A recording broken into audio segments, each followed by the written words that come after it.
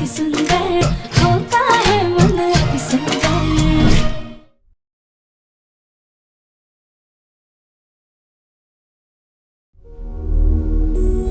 सुनो सुनो, नौकरानी हो ना, नौकरानी की तरह रहो। समझी? ये सात सिंगार और ये साधारण कपड़े पहन के नौकरानी की तरह जो हैसियत है वैसे ही रहो। कोई हमारी बराबरी करने की जरूरत नहीं है, जरूरत नहीं है, जरूरत नहीं है।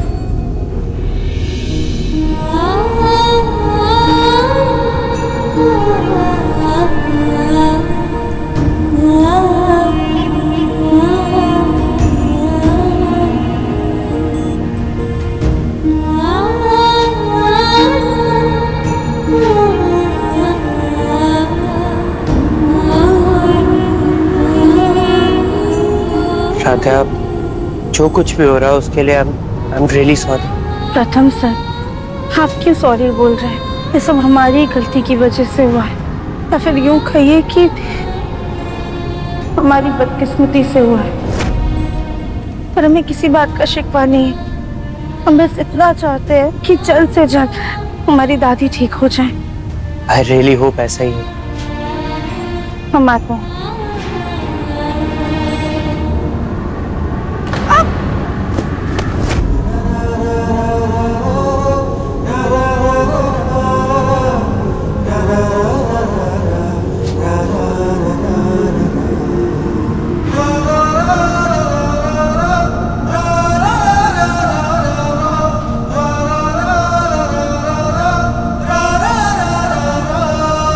तुम ठीक हो ना? हाँ।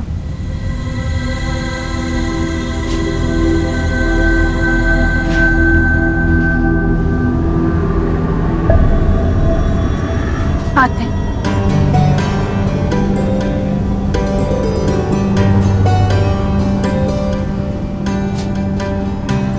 राधा बिना किसी शिकायत के नौकरानी बन गई।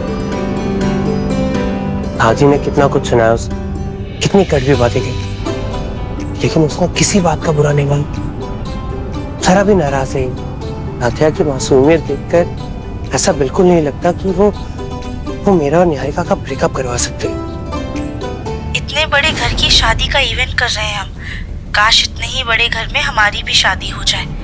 वैसे अगर हम कुछ ऐसा माहौल बना दे कि प्रथम सर खुद ब खुद हमसे शादी करने को तैयार हो जाए, तो हमारा ये सपना भी सच हो जाएगा। लेकिन फिर वो दादी की रिकॉर्डिंग भी याद आती, वो अभी तक मेरे दिमाग से नहीं निकली। गॉड नोस क्या सच है।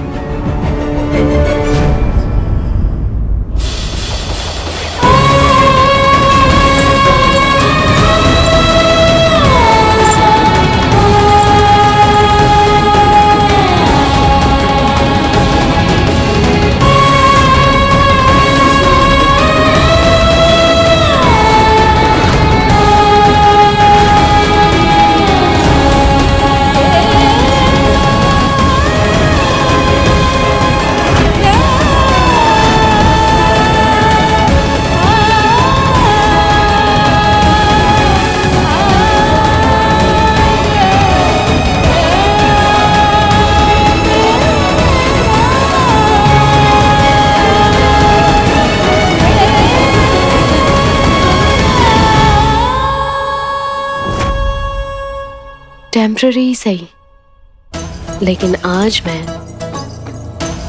मिसेस निहारिका प्रथम मित्तल बनी गई। अब जल्दी से परमानेंटली मिसेस निहारिका प्रथम मित्तल भी बनी जाऊंगी।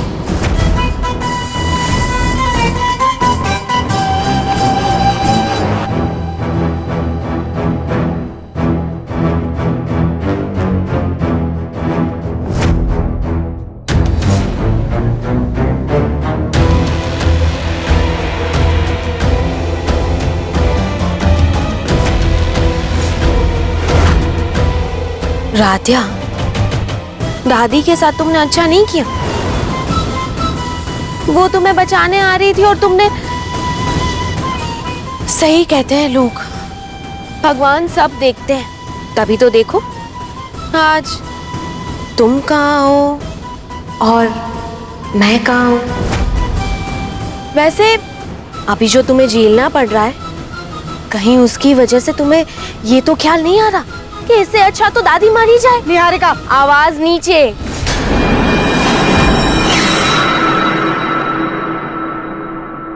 इसे पहन के बहुत इतराती थी ना, इसकी ताकत का ज्ञान देती रहती थी, लेकिन अब ना, ये तुम्हारे गले में कुछ ही दिनों का मेहमान है, क्योंकि जिस तरह से दादी मुझे प्रथम की वाइफ मानती है, अब कुछ ही दिनों में ये मेरे गले में होगा। और फिर सच में मैं इस घर की बहू रानी और तुम इस घर की नौकरानी कहलाओगी। इसलिए ये सब कुछ झेलने की आदत डाल लो।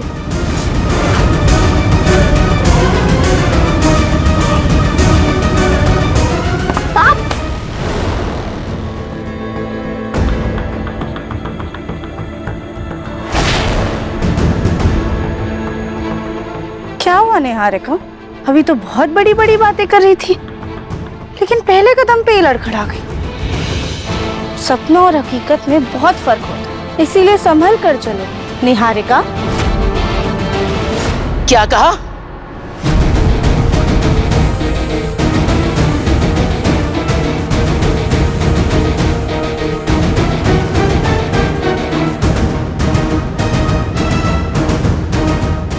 बड़ी ही बदतमीज नौकरानी हो तुम। चलो रजनी, रजनी, ए रजनी, कहाँ?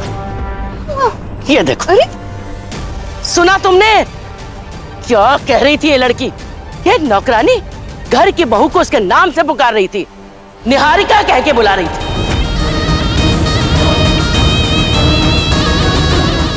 एक बात कान खोलकर सुन लो, तुम इस घर में काम करती हो, काम। कोई अपने सगे संबंधियों के घर नहीं आई हो जो उन्हें नाम से बुला रही हो। सबको सर या मैडम कह के बुलाओगी।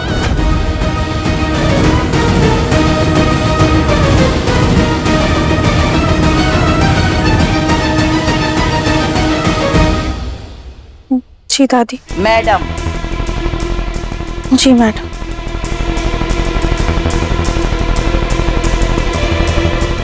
निहारिका, वाह, अब लग रही हो ना मित्तल खानदान की बहू।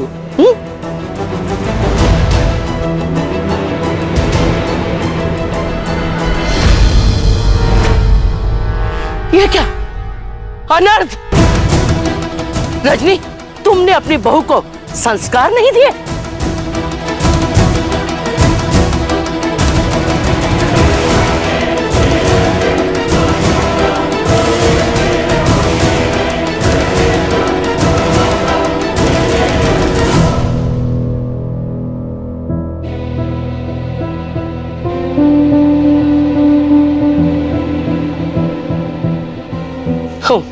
ओम दीर्घायु नमः, ओम दीर्घायु नमः, ओम दीर्घायु नमः। दादी, हुआ क्या है? रजनी, घर की नई दुल्हन, उसके गले में न मंगलसूत्र है न मांग में सिंदूर।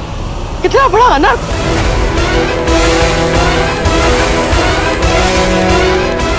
प्रथम बेटा, तू अभी के अभी भगवान के सामने निहारिका को मंगलसूत्र पहनाएगा और इसकी मांग में सिंदूर भरेगा।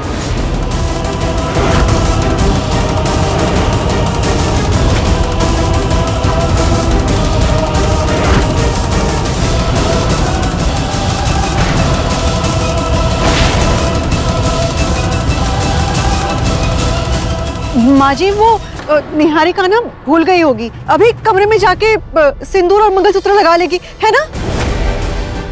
नहीं नहीं, अभी के अभी प्रथम हमारे सामने भगवान के मंदिर में निहारिका को मंगलसूत्र पहनाएगा और उसकी मांग में सिंदूर भरेगा।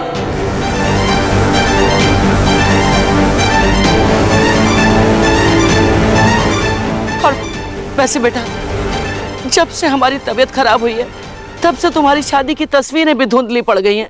देखो, तुम अभी के अभी उसको मंगलसूत्र पहनाओगे और उसकी मांग में सिंदूर भरोगे। हाँ,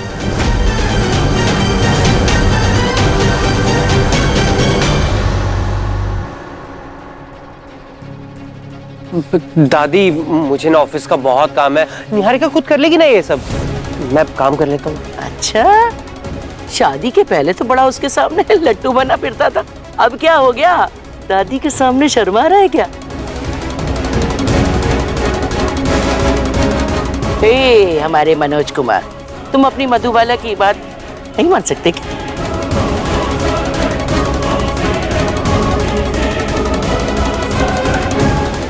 एकता, जाओ तुम मंगलसूत्र लेके आओ और सिंदूर तुम मंदिर में रखाइए। क्या अभी भी कुछ नहीं बोलेंगे आप? आपको अब भी नहीं लगता कि माँ जी को सब सच बता देना चाहिए?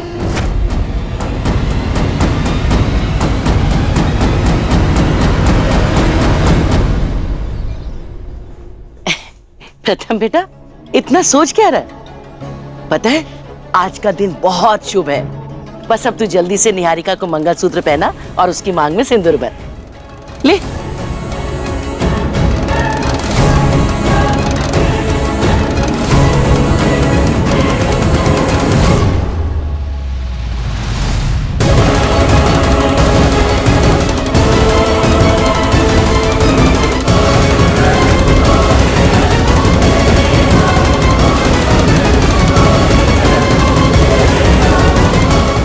मुझे तो यकीन ही नहीं हो रहा कि मेरा सपना इतनी जल्दी सच होने जा रहा है। असुकच, हम अपनी आंखों के आगे अभी अनर्थ होते नहीं देख सकते। लेकिन रजनी जी कहीं माँ की जान पर ना बनाए। लेकिन माँ जी की बीमारी के चलते हम अपनी बहू के साथ इतना बड़ा अन्याय नहीं होने दे सकते। हम अभी के अभी माँ जी को सब सच बता रहे हैं।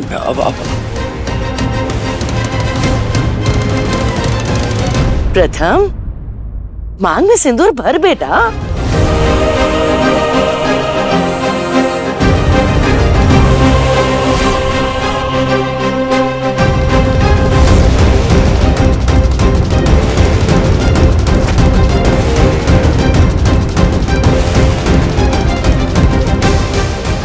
हे भोलेनाथ, आप ही कोई चमत्कार कीजिए जिससे सबको तसल्ली हो जाए।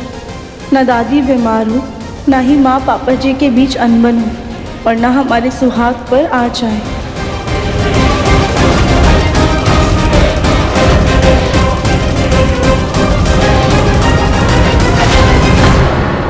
ओम नमः शिवाय।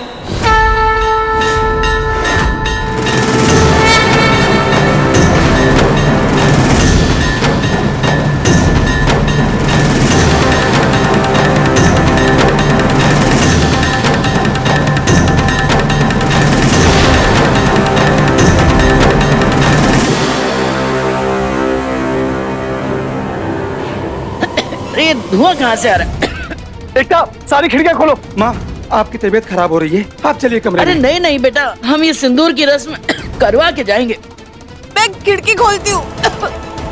अरे मुझे कुछ दिखाई नहीं दे रहा है।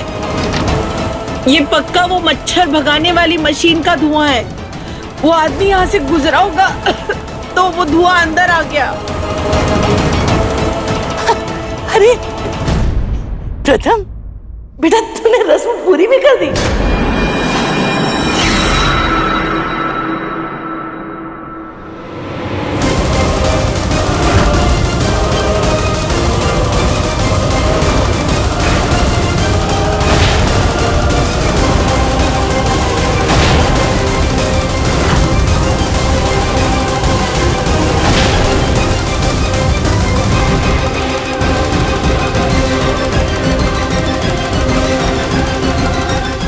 प्रथम ने मेरी मांग भरी, मुझे मंगलसूत्र पहनाया और मैं देख भी नहीं पाई। रजनी, लो, आज हमारी मनोकामना पूरी हो गई। सदा खुश रहो दोनों, खूब खुश रहो। अब हम चल के आराम करते हैं। हाँ?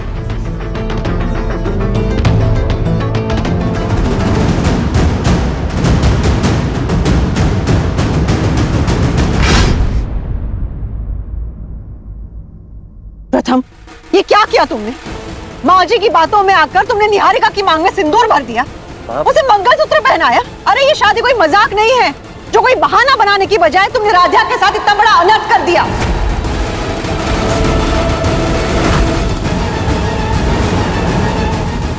किया तुमने ऐसा? क्यों? हाँ, मैंने ऐसा कुछ नहीं किया है। ये तो डेफिनेटली मैंने नहीं किया। माँ, जरूर धुएं की आड़ में निहारिका ने ना खुद ही लगा लिया होगा, है ना?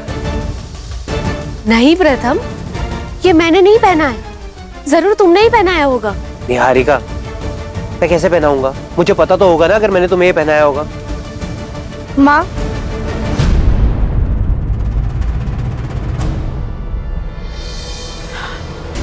ये हमने किया है।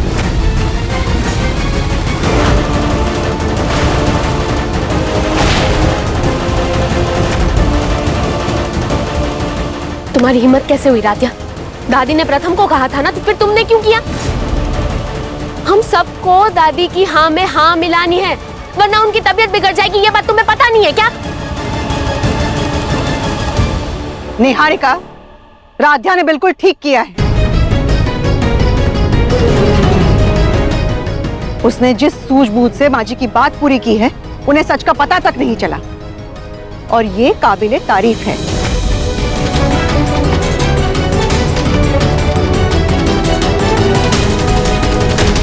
और निहारिका, ये मत भूलो कि ये सब कुछ एक नाटक है जो हम माँ जी के लिए कर रहे हैं। ये सिंदूर, ये मंगलसूत्र, ये कोई खेल नहीं है, ये राध्या का हक है और हमेशा उसका ही रहेगा।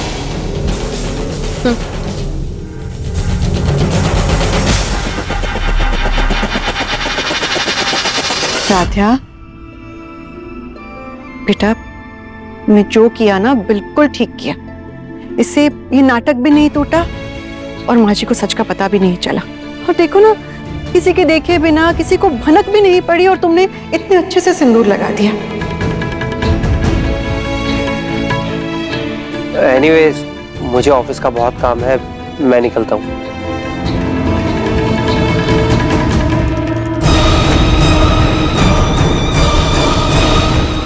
आज नहीं तो कल मौका मिलेगा, पर इस नाटक को मैं सच बना के रहूंगी।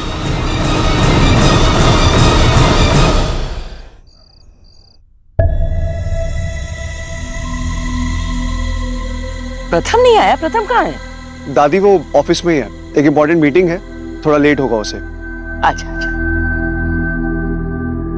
राध्या, आओ तुम भी बैठो, खाना खा लो।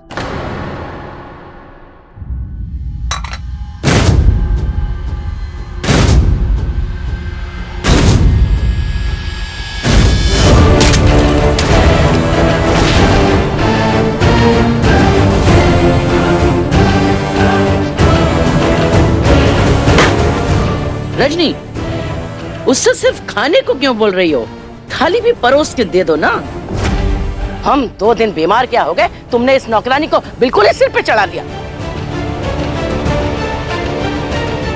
देख नहीं रहे हो, अभी सब लोग खाना खा रहे हैं। अगर ये यहाँ बैठ के खाएगी तो फिर परोसेगा कौन?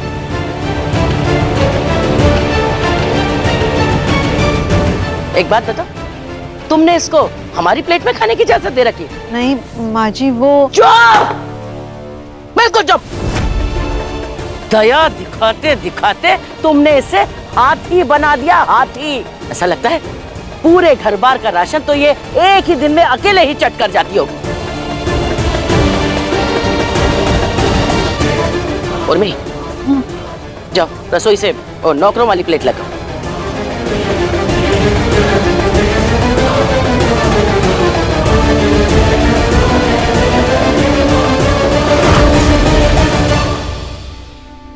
ये रखो, सब्जी रखो इसके लिए।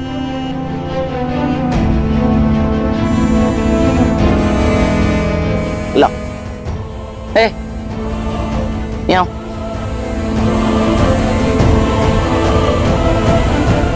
ये लो। और सुनो, हमारे सामने बैठकर खाओ। पता नहीं चुपचाप क्या क्या चट करती होगी। चलो बैठो। और रजनी, अब तुम ये मत कह देना कि तुम इसे अपने बगल में बैठ के खिलाती हो। खाओ, खाना खाओ।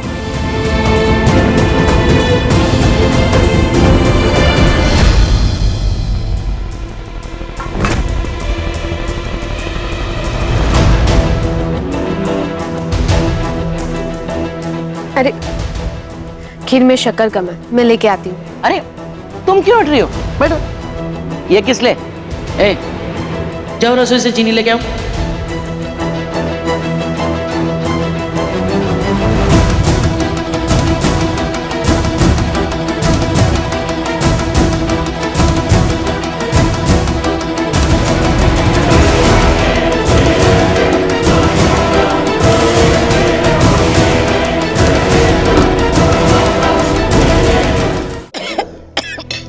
अरे पानी देते हैं आप। पानी।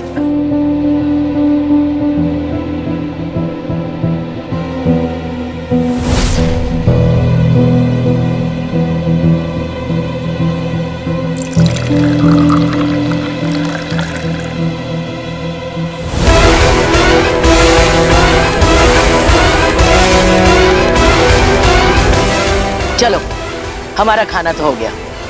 क्या हाथ कौन धुलाएगा? धुलाओगी कि नहीं?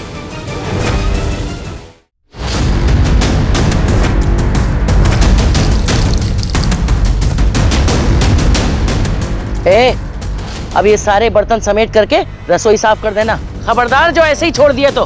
वाह दादी, ये राधिया बड़ा हक जता रही थी और आपने उसे उसकी असली औकात याद दिला दी। अब जल्दी दादी उस राधिया को घर से बाहर का रास्ता दिखा देंगे या फिर ये खुद ही तंग आके बिना आवाज के चलती बनेगी। हाँ। हे भोलेनाथ, हमारी दादी को जल्द से जल्द ठीक कर दीजिए। बस यही एक प्रार्थना है आपसे। उस राह में हमें कितना भी अपमान, कितनी भी पीड़ा सहनी पड़े तो हम चुपचाप सब सह लें।